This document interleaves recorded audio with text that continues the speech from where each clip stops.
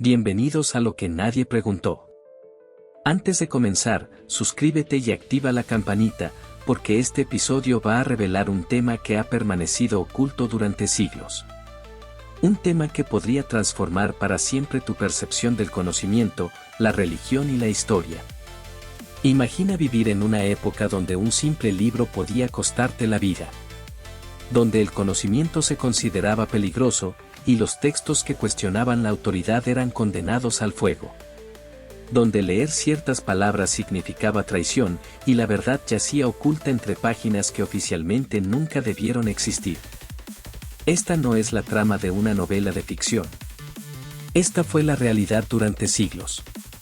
Una época donde la Iglesia Católica controló estrictamente lo que el mundo podía leer, pensar y creer. En 1559, el Papa Pablo IV creó el Índice de Libros Prohibidos. Un compendio que enumeraba los textos considerados heréticos, inmorales o peligrosos. Pero la verdadera pregunta es, ¿por qué algunos escritos generaban tanto temor?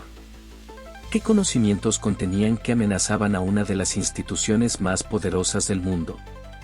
¿Qué habría pasado si estos textos hubieran sido accesibles para todos? El índice no fue abolido hasta 1966.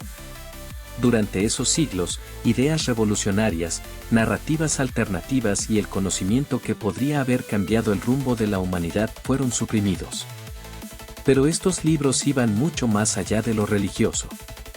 Hablaban del cosmos, de la naturaleza humana, del poder interno que reside en cada persona y de figuras históricas cuyo verdadero papel fue distorsionado.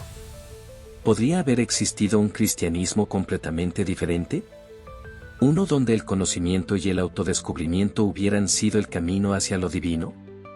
Prepárate, porque estás a punto de descubrir el conocimiento que nos fue negado.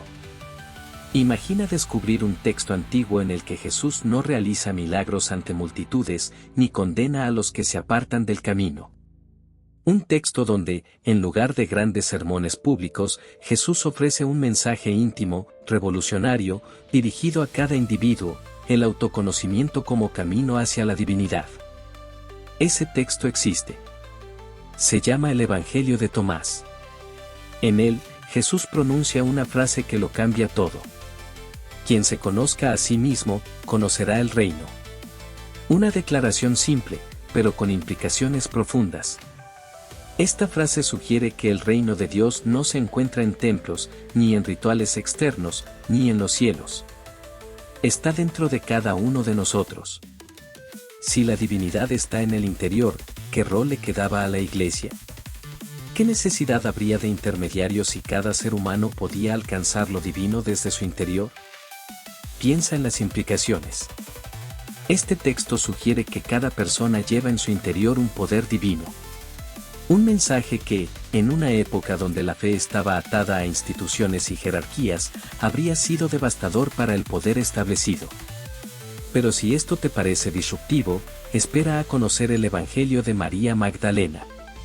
En este texto, María Magdalena no es una figura secundaria. No es simplemente una seguidora. Es su discípula más cercana, la que verdaderamente comprendió sus enseñanzas.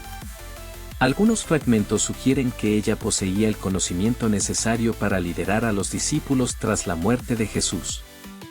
Imagina un mundo donde María Magdalena hubiera sido reconocida como la líder espiritual que realmente fue. Una iglesia con liderazgo femenino. Una espiritualidad centrada en la introspección, en la conexión con la divinidad interna. Un mundo donde la narrativa patriarcal se hubiera roto desde el principio. Pero la historia de María Magdalena no se quedó ahí. El Evangelio de Felipe introduce ideas aún más provocadoras. Sugiere una conexión espiritual y emocional entre Jesús y María Magdalena. Una relación que iba más allá de lo espiritual, desafiando la noción del celibato y la negación del cuerpo. Una visión que habría sacudido los cimientos del cristianismo tradicional. Estos evangelios no solo ofrecían nuevas interpretaciones religiosas. Planteaban un cristianismo radicalmente diferente, donde la salvación no dependía de la fe ciega, sino del conocimiento profundo de uno mismo. Ideas que la Iglesia no podía permitir que se extendieran. Ahora, imagina que toda la narrativa que conoces sobre Judas Iscariote es incorrecta. Piensa por un momento en el relato tradicional: Judas, el discípulo traidor, el hombre que entregó a Jesús por unas cuantas monedas de plata, el símbolo universal de la traición. Pero, ¿y si te dijera que Judas no fue el villano, sino el discípulo más leal? El Evangelio de Judas ofrece una perspectiva que lo cambia todo. Según este texto, Judas no traicionó a Jesús. Al contrario, cumplió con el papel más difícil y esencial del plan divino. La entrega de Jesús no fue un acto de codicia o traición, sino un paso necesario para liberar su forma espiritual del cuerpo físico. Tú los superarás a todos, porque tú sacrificarás al hombre que me reviste. Esa es una de las frases más impactantes del Evangelio. Jesús le habla directamente a Judas, sugiriendo que su entrega no era una traición, sino una misión sagrada.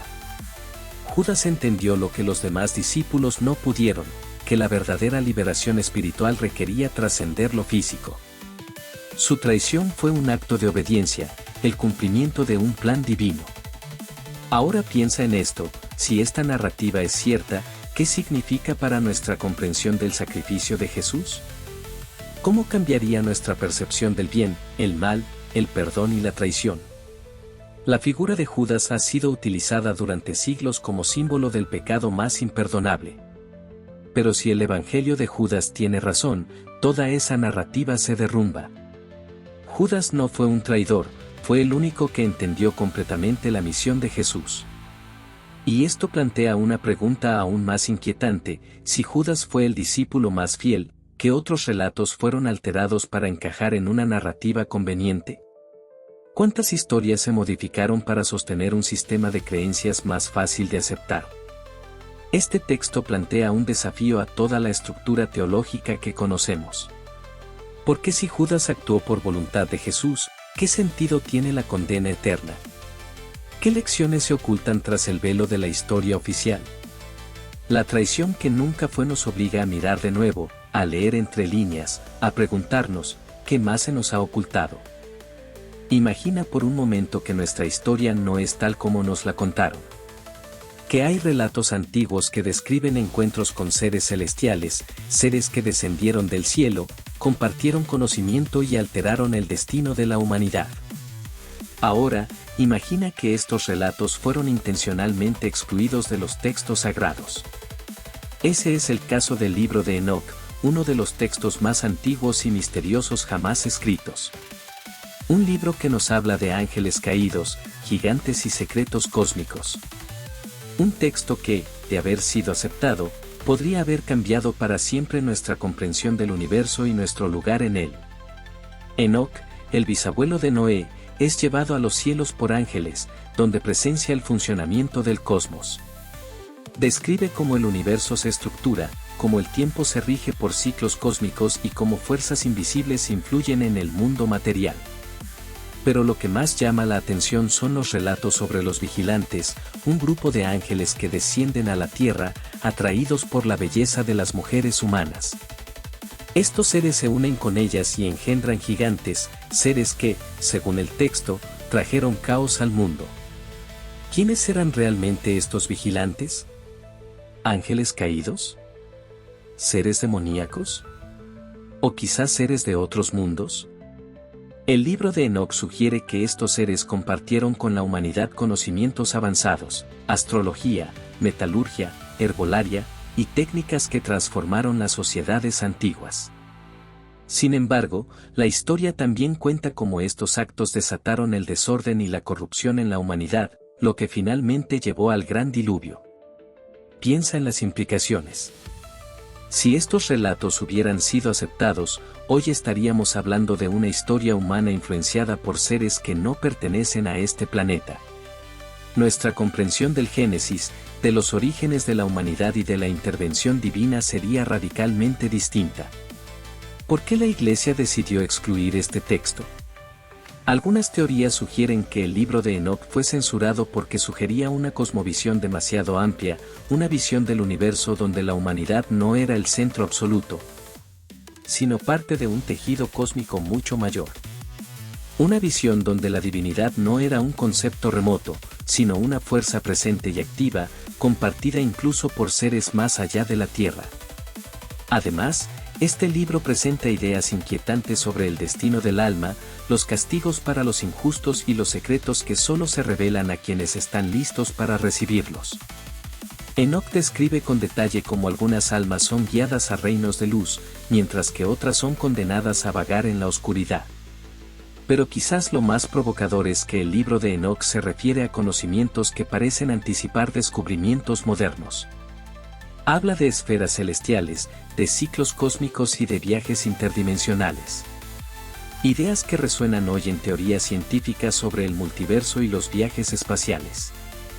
¿Fue este conocimiento suprimido porque amenazaba la simplicidad de una narrativa religiosa oficial? ¿Qué habría pasado si este texto hubiera formado parte del canon bíblico? La exclusión del libro de Enoch plantea una última y perturbadora pregunta.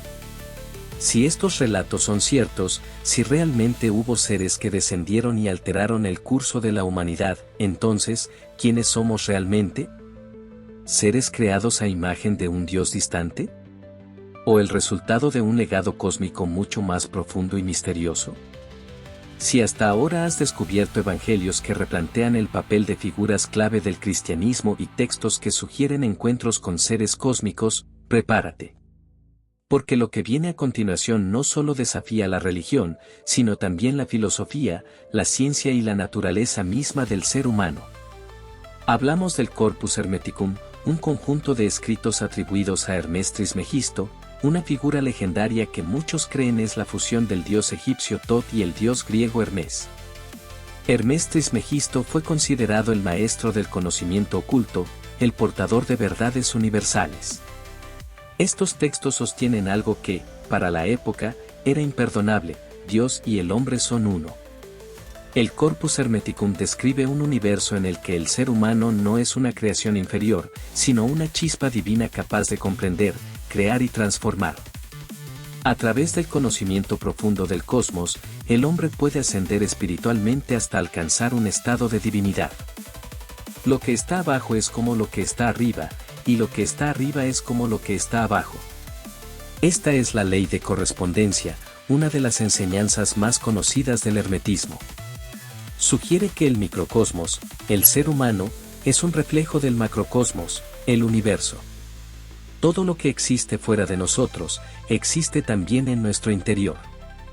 Cada estrella, cada galaxia, cada ley universal, tiene su contraparte dentro del ser humano. Si esta enseñanza se hubiera aceptado, nuestra comprensión del universo y de nosotros mismos sería completamente distinta. ¿Te imaginas un mundo donde la espiritualidad y la ciencia caminaran de la mano? Un mundo donde el estudio del cosmos no fuera solo para entender el espacio exterior, sino para descubrir las profundidades del alma humana. Pero el Corpus Hermeticum no se quedó ahí. También aborda el concepto de la mente universal, una conciencia cósmica a la que todos estamos conectados. Según estos textos, el universo es mente, y la realidad que percibimos es una proyección de esa mente universal. Si logramos alinear nuestra mente con esta conciencia cósmica, seríamos capaces de alterar la realidad misma. Imagina las implicaciones: ¿podemos crear nuestra propia realidad? Este concepto resuena hoy en teorías modernas de la física cuántica, donde se exploran ideas sobre cómo la observación afecta la materia y cómo la conciencia influye en el universo. Pero hace siglos, estas ideas eran consideradas peligrosas, herejía pura. Porque si el ser humano tiene el poder de moldear la realidad, ¿qué necesidad hay de instituciones religiosas que guíen el camino? El Corpus Hermeticum también introduce el concepto del alquimista espiritual, alguien que no solo transforma metales en oro, sino que transmuta su propio ser, elevando su conciencia hasta convertirse en uno con la divinidad. Este proceso de transformación interna, conocido como la gran obra, era visto como el verdadero propósito de la vida. No es difícil entender por qué la Iglesia prohibió estos textos. La idea de que cada individuo tiene el poder de alcanzar la divinidad por su cuenta, sin la necesidad de una autoridad religiosa, era una amenaza directa a su poder. Además, el hermetismo enseñaba que la moralidad no debía ser dictada por normas externas, sino que debía surgir del entendimiento interno del orden universal. Cada acción debía ser coherente con la naturaleza cósmica del ser. Piensa en esto, un mundo donde la moralidad, la espiritualidad y el conocimiento se definieran a nivel individual, a partir de una conexión directa con el universo. Un mundo donde la búsqueda del conocimiento fuera el camino hacia lo divino, donde cada ser humano reconociera su naturaleza divina y actuara en consecuencia. Pero esto nunca ocurrió. El Corpus Hermeticum fue tachado de herejía, sus enseñanzas fueron suprimidas y su sabiduría se perdió en la oscuridad. O tal vez no del todo. Porque, aunque prohibidos, estos textos sobrevivieron en las sombras, influyendo en alquimistas, filósofos y científicos a lo largo de la historia. Desde Isaac Newton hasta Leonardo da Vinci, muchos de los grandes genios de la humanidad estudiaron estas enseñanzas secretas. ¿Qué sabían ellos que el resto del mundo ignoraba? ¿Qué secretos se esconden en estas enseñanzas que podrían cambiarlo todo? Si hasta ahora hemos explorado evangelios que replantean el papel de figuras clave y textos que sugieren conexiones cósmicas, ahora llegamos a los evangelios gnósticos. Posiblemente los textos más subversivos y transformadores de todos. Los gnósticos, lejos de seguir los dogmas oficiales, creían en una verdad profunda: la divinidad se encuentra dentro de cada ser humano. A diferencia del cristianismo tradicional, donde la salvación se logra a través de la fe, los gnósticos sostenían que la verdadera salvación proviene del autoconocimiento. Para ellos, el camino hacia lo divino no dependía de la obediencia ciega a normas impuestas, sino del despertar interno, del acceso a un conocimiento secreto, el gnosis. El término gnosis significa conocimiento, pero no se refiere a un saber intelectual, sino a un conocimiento espiritual, a la comprensión directa y personal de las verdades universales. Los gnósticos afirmaban que todos somos fragmentos de una divinidad mayor y que, al reconocer nuestra verdadera naturaleza, podíamos regresar a esa fuente divina. Si sacas lo que está dentro de ti, lo que saques te salvará. Si no sacas lo que está dentro de ti, lo que no saques te destruirá. Esta enseñanza, encontrada en el Evangelio de Tomás, revela el núcleo del pensamiento gnóstico. Todo lo necesario para alcanzar la iluminación está ya dentro de nosotros. Pero, ¿por qué estas ideas eran tan peligrosas? Porque desafiaban frontalmente la estructura jerárquica de la Iglesia.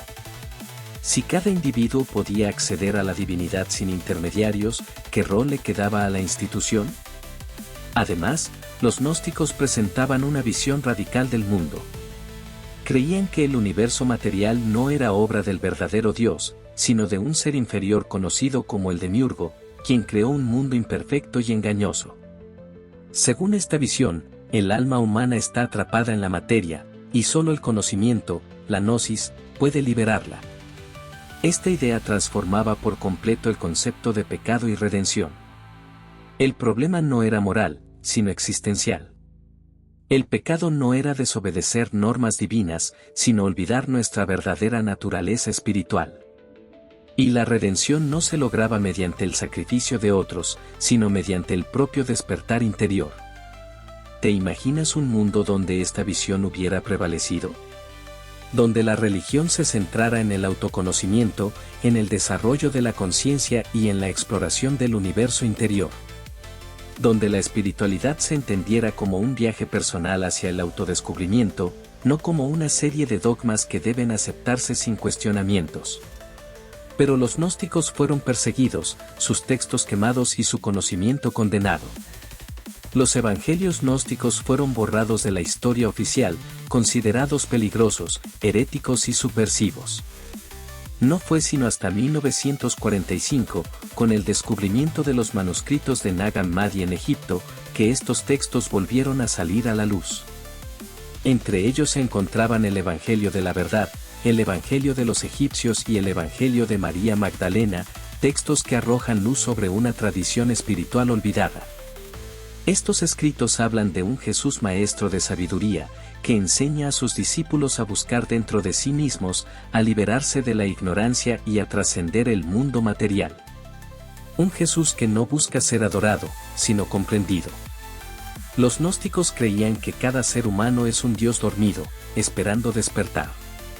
Que la divinidad no es algo lejano o inaccesible, sino una chispa interna que solo requiere ser reconocida. Si estas enseñanzas hubieran prevalecido, ¿cómo sería nuestra sociedad? ¿Habría menos división religiosa? ¿Más respeto por las diferentes formas de entender la espiritualidad? ¿Un mundo donde el conocimiento interior se valorara más que la obediencia externa? Pero quizás la pregunta más importante es esta. ¿Qué pasaría si decidiéramos buscar ese conocimiento hoy? Si nos atreviéramos a mirar hacia adentro, a cuestionar lo que nos enseñaron, a explorar el universo que llevamos dentro. Hemos recorrido un camino lleno de misterios, textos olvidados y conocimientos ocultos. Desde los evangelios que presentan un Jesús profundamente humano y espiritual, hasta relatos de seres cósmicos en el libro de Enoc y enseñanzas de transformación interior en el Corpus Hermeticum y los evangelios gnósticos. Pero ahora es momento de enfrentar la pregunta más inquietante de todas. ¿Por qué se prohibieron realmente estos libros? La respuesta, aunque incómoda, parece clara: control. Control sobre el pensamiento, sobre la interpretación de lo divino, sobre el acceso al conocimiento y, por ende, al poder. Porque cada uno de estos textos desafiaba la narrativa oficial. Cada uno planteaba una espiritualidad libre, personal, interna. Una espiritualidad que no dependía de rituales externos, de templos majestuosos ni de autoridades religiosas. Tal vez el mayor temor de quienes prohibieron estos libros era que las personas descubrieran que no necesitan intermediarios para conectar con lo divino. Que todo el conocimiento, toda la verdad, toda la divinidad, están al alcance de quien se atreva a buscarlos. Piensa en esto: un mundo donde el reino de Dios no se busca afuera, sino adentro. Donde Judas no es un traidor, sino un discípulo que entendió la misión de su maestro. Donde María Magdalena no es una figura secundaria, sino la heredera del mensaje más profundo. Un mundo donde la divinidad y la ciencia caminaran de la mano, y donde cada ser humano reconociera su propia naturaleza divina. Un mundo donde el conocimiento no fuera restringido, donde la sabiduría fluyera libremente, donde las preguntas se alentaran y no se castigaran. ¿Te imaginas las posibilidades? Pero volvamos a nuestra realidad. Estos textos fueron prohibidos, ocultados, condenados. Y sin embargo, aquí estamos, hablando de ellos. Preguntándonos qué habríamos descubierto si hubieran sido aceptados. La buena noticia es que muchos de estos textos han sido redescubiertos. Se pueden leer, estudiar, analizar. Hoy tenemos la oportunidad de recuperar ese conocimiento, de explorar esas verdades y, tal vez, de comprender que el mayor secreto no está en los cielos, ni en templos, ni en instituciones. El mayor secreto está dentro de nosotros. Porque al final, como dijo Jesús en el Evangelio de Tomás, quien se conozca a sí mismo, conocerá el reino. Así que la pregunta final es: ¿te atreves a buscar? Si te ha parecido interesante este episodio, suscríbete y activa la campanita. Porque aquí, en Lo que nadie preguntó, seguiremos explorando los secretos que podrían cambiar tu forma de ver el mundo, y a ti mismo. Hasta la próxima.